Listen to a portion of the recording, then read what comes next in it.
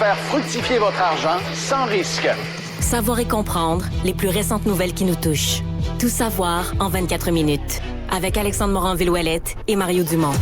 En manchette dans cet épisode, une autre offre est rejetée par les syndicats, mais Québec se dit ouvert à faire d'autres compromis. Ottawa veut plafonner les émissions de gaz à effet de serre du secteur pétrolier et gazier, mais l'Alberta se braque contre cette décision.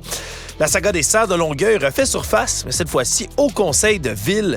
Des citoyens sont émotifs face à la décision d'abattre les serres. Et un juge du Texas autorise une femme à avorter, alors que c'est complètement interdit dans cet État. Tout savoir en 24 minutes. Tout savoir en 24 minutes. Bienvenue à Tout savoir en 24 minutes. Bonjour Mario. Bonjour.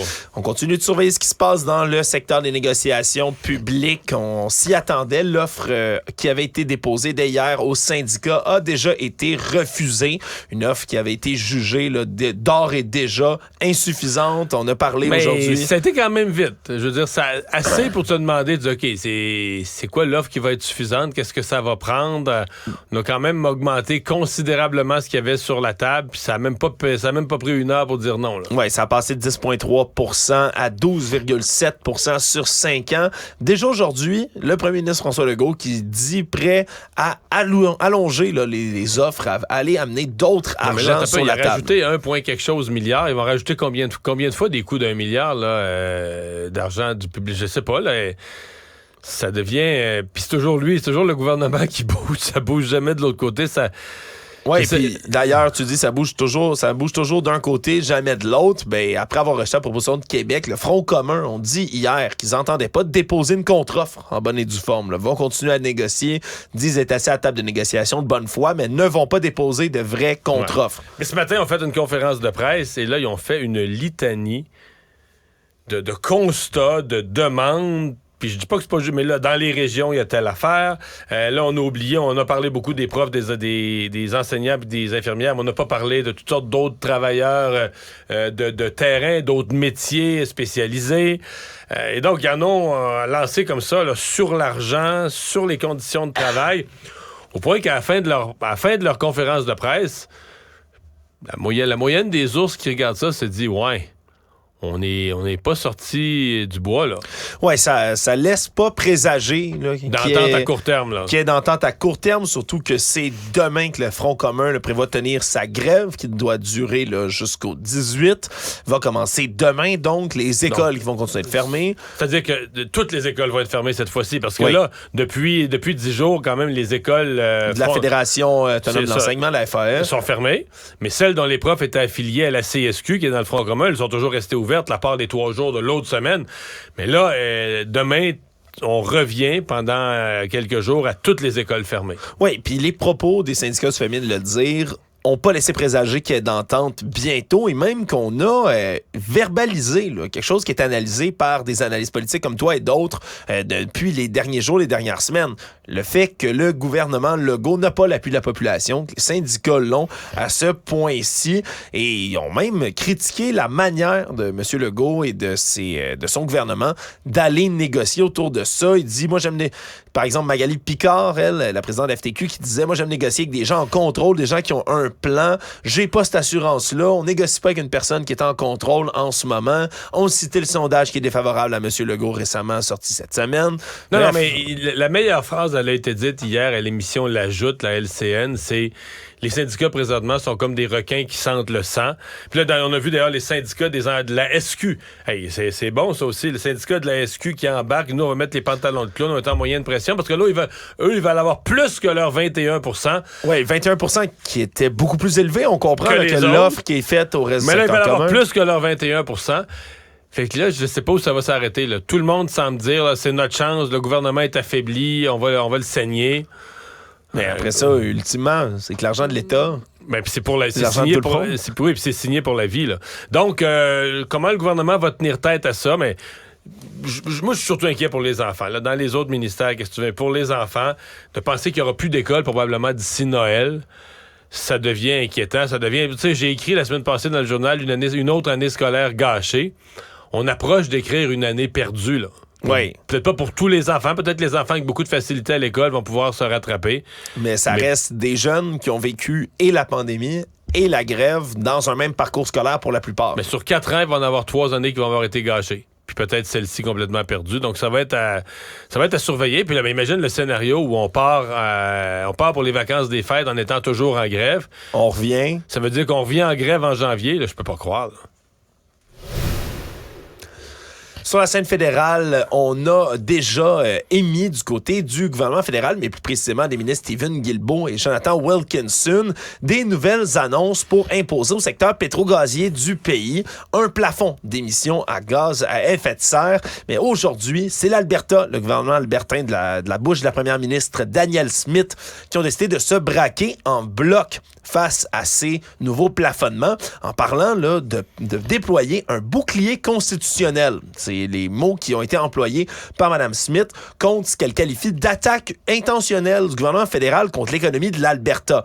Bon, des gros termes, mais évidemment, elle est appuyée par l'Association canadienne des producteurs pétroliers qui s'insurge contre cette nouvelle-là. Du côté de Stephen Guilbeault, qui est le ministre de l'Environnement, du Changement climatique, lui rappelle que si toutes les industries font leur effort, que le secteur qui en produit le plus au pays, 28% du total de nos GES, mais doit mettre la main à la pâte aussi. Là. Puis on se comprend que c'est un plafonnement qui vient avec un système d'échange aussi, des crédits compensatoires en carbone qui peuvent être achetés si l'industrie en question dépasse le plafonnement, contribuer à des fonds de décarbonation et même utiliser là-dedans la capture du stockage du carbone, qui est une méthode qui est elle-même déjà critiquée par certains cercles environnementaux.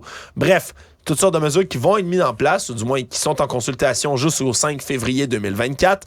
Mais du côté de l'Alberta, ça passe pas du tout, Mario. Non, là, ils veulent la tête de Stephen Guilbeault, carrément. La première ministre de l'Alberta, Danielle Smith, veut la tête de Stephen Guilbeault. Mais je voyais, tu sais, l'Institut économique avait l'année passée mesuré ça, là, ce qu'une mesure comme celle-là aurait pour effet. Il parlait de 6 milliards de pertes à l'économie du Canada. Puis c'est sûr que la plus grosse partie, c'est pour l'économie de l'Alberta. Mais pour le Québec aussi, là, s'il y a des, tu sais, on vit avec la péréquation. La péréquation, c'est largement des surplus économiques qui sont générés par l'argent du pétrole au Canada. Là, on n'aime pas ça le dire, mais c'est ça quand même. Je pense qu'on n'aura pas le choix. Mais faut prendre conscience de l'ampleur des conséquences. Le Canada est un pays producteur. Là, à partir du moment... Ouais. Jusqu'à maintenant, on a pris toutes sortes de mesures en périphérie. À partir du moment où on commence là, à mettre un plafond à ce qu'on produit, puis à réduire ce qu'on produit, c'est pas juste une réduction indirecte des revenus ou la perte de certains revenus de taxes. Là. C'est vraiment... C'est une action directe là, sur les revenus sur l'économie du Canada, sur les revenus de l'économie canadienne. Oui, c'est un plafonnement des GES, tout de même, là, pas nécessairement de la production pour l'instant. Non, mais... L'un pourrait venir avec l'autre, mais c'est peut-être là un compromis aussi, là, quelque part, parce que Stephen Guilbeault, lui, qui se cache pas qu'on produit, bien évidemment, du pétrole ici au pays, sa volonté, comme il l'explique, c'est de faire du baril de pétrole canadien le baril le plus vert au monde. C'est possible d'utiliser cette formulation. Mais ça pourrait devenir le baril le plus cher au monde. Le problème, c'est qu'il ne faut pas que ça devienne le baril le plus cher au monde parce qu'on ne pourra plus le vendre. Oui. Actualité. Tout savoir en 24 minutes. Grande nouvelle, Mario, ou peut-être pas si grosse que ça. On a une nouvelle lieutenant-gouverneur ici au Québec. Mais moi, j'ignorais que le mandat de monsieur, comment est-ce qu'il s'appelait? Michel Doyon. Michel Doyon. Je cherchais Michel, j'avais pas Doyon, mais j'ignorais même. C'est un monsieur assez discret. Hein. Des fois, c'est. Hey, je dis pas ça pour faire des blâmes, là. Ça veut dire qu'il a pas focaillé dans ses codes de dépenses. Ouais. Il a pas fait de dépenses de fou, de party. Il est pas allé manger des huîtres à l'autre bout du monde. Fait que discret, là, c'est parfait. C'est ça qu'on veut et on aimerait que la gouverneure générale, Mary Simon, prenne des notes du mandat de M. Doyon, lui qui occupe là, les fonctions, bien évidemment, lieutenant-gouverneur, qui les occupait jusqu'à aujourd'hui. C'est l'équivalent de la gouverneure générale. Dans les provinces. Chaque province a son lieutenant ou sa lieutenante-gouverneur. Et là, le Québec a maintenant eu une lieutenant-gouverneur. Une lieutenante-gouverneur, c'est l'ex-dirigeante Big Mac, Manon Janotte, qui a été nommée aujourd'hui par le premier ministre Justin Trudeau. Était là, jusqu'à maintenant la directrice de l'École des dirigeants des Premières Nations au HEC Montréal. A été longtemps la chef de la nation, le Micmac de Gaspé, près de Gaspé également. Et on l'a nommé. C'est un peu dans la même veine, on se comprendra, là, que Mary Simon, qui était également une nomination population issue des nations autochtones du pays. Va remplacer donc M. Doyon. Mais c'est pas ça qui a été, dans le cas de Mme Simon, c'est pas ça qui a été contesté. Ce qui a été contesté, c'est qu'elle parle pas une des deux langues officielles du pays. Là, ce qui était particulier pour une gouverneure générale. Oui, puis ce qui est pas... Elle l'apprend, là. Elle suit des cours, elle l'apprend. Oui, ce qui est... Bon, on l'a pas beaucoup entendu faire des discours entiers en français. Moi, je pense que son discours d'adieu va être correct. Ah, ben ça, c'est certain. Le discours d'adieu...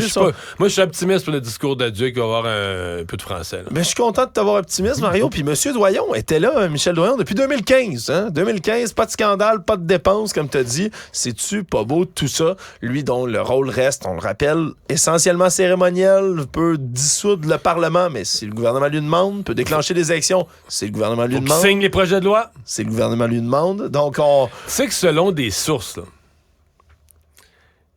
la lieutenant-gouverneur dont on a le plus parlé, Mme Thibault, Lise Thibault, oui. On a parlé là, de ses dépenses de restaurant et tout ce qu'elle nous a coûté.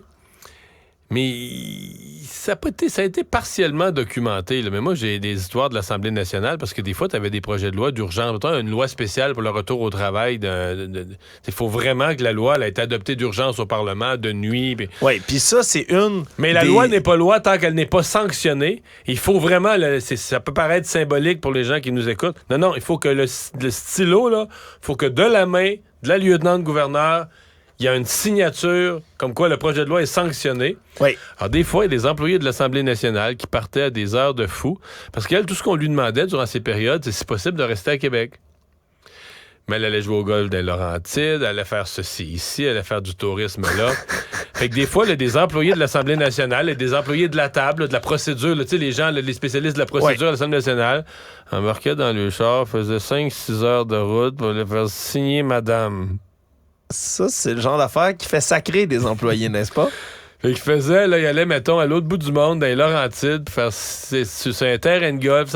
Écoute, on a entendu toutes les légendes, là. Mais je pensais pas qu'aujourd'hui, tu vois, on encenserait un lieutenant-gouverneur, mais... Parce qu'on se souvient pas de son nom. Parce qu'on se souvient pas de son nom. Parce qu'il a jamais été pris dans un scandale. Michel Doyon, bravo. Michel Doyon, bravo. On vous salue. Merci d'être resté discret tout au long de votre mandat. La saga des serres de Longueuil, Mario, qui essentiellement est censée être réglée, là, maintenant qu'il y a eu un jugement de la Cour supérieure là, du Québec. La Cour d'appel. La Cour d'appel, même. C'est vrai, t'as raison. Qui est passée par-dessus, qui a confirmé la décision. Oui, décision de la Cour supérieure confirmée par la Cour d'appel pour aller confirmer l'abattage des cerfs de Virginie qui sont présents dans le parc Michel-Chartrand, qui sont en surpopulation depuis déjà un bon moment. Mais là, c'est au conseil de ville de la ville de Longueuil que ça se poursuit, cette saga-là, Mario, parce qu'il y a des gens, des citoyens, disons, qui se sentent concernés par le problème, qui retournent à l'hôtel de ville. Lors des périodes des questions, des séances du conseil. Là. Absolument. Et on va le dire tout de suite, là, s'ils veulent le faire, ils ont raison de le faire. C'est l'endroit pour ça. C'est la maison du peuple. Ils peuvent aller s'exprimer, poser toutes sortes de questions. Ce qui est, par contre, un peu plus intense, on va le dire comme ça, c'est la formulation ou les propos qui sont amenés par certaines des personnes qui doivent souvent là, se faire rappeler à l'ordre par la présidence parce qu'on a droit à des témoignages qui sont absolument émotifs. On peut entendre parler, entre autres, là, une dame qui accuse, ni plus ni moins, là, la mairesse Catherine Fournier d'avoir du sang presque sur les mains, mais surtout de vouloir en mettre là, dans les rues de Longueuil. Je suis de retour afin de demander cette question à vous, Madame la mairesse. Voulez-vous réellement qu'on retienne de votre mandat que vous avez entaché de sang Longueuil? Entaché de sang Longueuil, puis c'est des formulations comme ça qui sont... Je suis pas sûr que c'est ce qu'on retiendra du mandat de Catherine Fournier quand même. Mais cette dame-là retiendra ça, mais je suis pas sûr que pour l'ensemble de la population, c'est ce qu'on retiendra. Voilà, elle qui a poursuivi en expliquant en long, en large le processus d'abattage tel que décrit par le site Chasse et Pêche du gouvernement. Mais je comprends qu'il y en a des beaucoup plus émotifs. Il y en a des beaucoup plus émotifs, puis je les nomme pas, bien évidemment, mais il y a une autre dame, elle, qui s'est présentée, puis qui, on va le sentir là, dans sa voix, devient très émotive par rapport au dossier. Mais faites une comparaison, honnêtement, Mario, qui peut être excessivement douteuse, particulièrement dans l'actualité du moment. On peut écouter un tout petit peu celle-ci. Serez-vous capable de regarder les biches, les mamans, des fans dans les yeux et qu'elle sera transpercée d'une flèche et qu'elle sera étendue sur son bébé pour tenter de la protéger? Mais peut-être que ça, même son fan sera en train d'agoniser, transpercé d'une flèche. Parce que tout comme les humains, les mamans et papas humains, c'est ce qui se produit. Nous avons juste à se référer à tous les photos d'horreur qui ont été présentées après le massacre en Israël du 7 octobre dernier. Donc, une comparaison entre des cerfs abattus dans le parc parce qu'ils sont en surpopulation et un massacre humain. un attentat terroriste en Israël qui a coûté la vie à des milliers de personnes. Voilà. Puis c'est des propos qui ont été répétés, puis à ce moment-là, ben, peut-être que la proposition d'un autre citoyen... Mais j'ai pas lui- bien compris le parallèle avec des humains, là, parce que c'est quand même rare qu'on se promène dans les parcs à tirer des humains ou des enfants à l'arbalète. Je dois avoir mal saisi, faudrait peut-être que je le réécoute, parce qu'elle a fait un parallèle comme les humains. Ouais, en fait, elle parlait des mamans qui se couchent sur leur progéniture pour les sauver d'une attaque. C'est ça, En fait, c'est ça, la lorsque comparaison. transmet ça à l'arbalète. Oui. Mon point, c'est que c'est quand même rare que ça arrive à des humains, mais là, je sais pas, je vais pas me prononcer. Mais ça se pourrait, mais là, puis la suggestion à ce moment-là d'un autre citoyen pour pallier à cette détresse que semblent vivre bien des gens autour de la saga des cerfs, ben la voici. Les services psychologiques, est-ce que ça va exister, ça, pour des personnes qui vont nourrir les cerfs, puis des enfants qui vont dans le parc qui auraient plus de cerfs? Rendu à 63, les chasseurs vont aller chercher, là. Ils vont se rendre jusqu'à 117, ils se rendront pas à 117. Ils vont se rendre jusqu'à 63, il n'y en aurait plus dans le parc du tout. Donc, un soutien psychologique apporté peut-être par la ville pour des gens. C'est la réponse qui... Excuse-moi. Dans ce cas-ci, c'est la réponse qui m'intéresse. Oui, et nous aurons l'occasion, là, en cours Non, mais d'épisode est-ce que la ville a garanti un soutien psychologique pour les citoyens qui seraient éplorés? Ils n'ont pas répondu à cette question-là. Voyons, ils répondent pas aux questions. Ils répondent pas aux questions, Mario. Et on aura l'occasion d'essayer de répondre à cette question-là là, un peu plus tard dans cet épisode, justement. Dans un de nos autres segments, on va recevoir une experte, entre autres, là, une psychologue qui s'occupe beaucoup de zoothérapie puis de l'attachement que certaines personnes peuvent avoir avec les animaux. On écoutera pour voir un tantinet là, à quel point on peut s'attacher parce que ça justifie des réactions aussi émotives que Je me celle-là. demande toujours... attends, parce que je veux pas rien enlever. Là, je comprends que les gens vivent un certain traumatisme, mais mettons que ces gens-là, ils se réveillent la nuit, là, puis ils pensent, ils se mettent à penser, mais là, au moment même où moi, je suis dans mon lit, tout bien confortable, là, quelque part dans la savane, il y a un hyène qui vient de sauter sur un antilope, mais c'est dégueulasse, le sang gicle, les dents dans le cou, pis tout ça. Mais là, toi, t'es couché dans ton lit, tu peux rien faire, tu laisses faire ça, tu sais, mais si tu te mets à y penser, là, tu deviens vraiment outré, triste, tu sais, c'est un geste d'une violence inouïe, là. Voilà. J'ai pas parlé du renard qui a accroché un lièvre, qui l'a pogné par le dessus du cou, pis Ben, tout ça, pis... Mario, je vais t'arrêter tout de suite C'est parce que assez, là, si, ouais, si mais- tu commences à faire tout le règne animal... Ouais, mais c'est ça, mais si tu te mets à penser à tout ça, là, ben là, moi, dans mon lac, quand un grand héron saute sur un poisson, je te dis qu'il laisse pas grand chance, là, mais en tout cas. Tout savoir en 24 minutes. Série de perquisitions policières majeures dans le cadre d'une enquête qui ont été déclenchées là, ce matin et qui visent, entre autres, les meurtres de 3 innocents qui ont été commis dans le Grand Montréal depuis 2012. Là. Donc, c'est des enquêtes, on se comprend, là, souvent des cold cases là, qui durent depuis des années, mais qu'on tente quand même d'élucider. Et tout ça grâce aux révélations du tueur à gages là, du crime organisé, Frédéric Silva, qui est devenu, à l'été 2022, un délateur là, en retournant sa veste. Il aurait trempé... Et tout un délateur, là. Ouais, on se comprend que lui-même a commis ou a été impliqué, on dit au moins là, 65 meurtres au cours des 20 dernières années au Québec. Là. Donc vraiment une grosse pointure mais de l'assassinat criminel. Et là, c'est des perquisitions qui ont eu lieu sur la rive nord de Montréal et qui ont visé des résidences là, de gros noms du crime organisé, là, qui ont reçu la visite des policiers. Dans les 48 dernières heures, il y en a eu également Anjou, Lachine, Montréal-Nord, Vaudreuil-Dorion. Et tout ça, ben, on veut élucider ces 3 meurtres plus précisément. Celui de Mme Fun, qui était une mère de famille de 32 ans en août 2012, se fait cribler de balles à Laval. Et si on dit que ce serait une erreur parce que ce serait son conjoint, un joueur important du crime organisé, était visé à ce moment-là. Ouais, je pense que ça fait longtemps, mais je pense qu'il avait visé le véhicule, en fait, sans se rendre compte qu'il était au volant ou quelque chose de même. Là. Exactement, mais donc on criblé de balles la mère de famille. Quelques mois plus tard, là, juste avant Noël en 2012, c'est Domenico Faccini, 37 ans, qui a été assassiné dans un café italien du quartier Saint-Léonard. Encore une fois, méprise sur la personne, semble-t-il. On visait un autre membre influent du crime organisé. Et là, c'est cet homme-là qui a été assassiné par erreur dans Saint-Léonard. Et là, Par la suite, c'est Nicolas Lavoie-Cloutier, un petit trafiquant de stupéfiants. Là. Lui trempé dans la drogue, mais un jeune homme de 18 ans en 2018 à Terrebonne qui se fait tuer par balle. Il y aurait, selon la police, encore une fois, eu erreur sur la personne. Donc, c'est d'autres cas comme ça qu'on essaie d'élucider. C'est juste que quand je regardais ça ce matin, là, je parle vraiment parce que je suis pas spécialiste, mais je me dis, j'ai l'impression qu'ils sont surtout en mode leur faire peur ou faire sentir leur présence parce que dans les faits...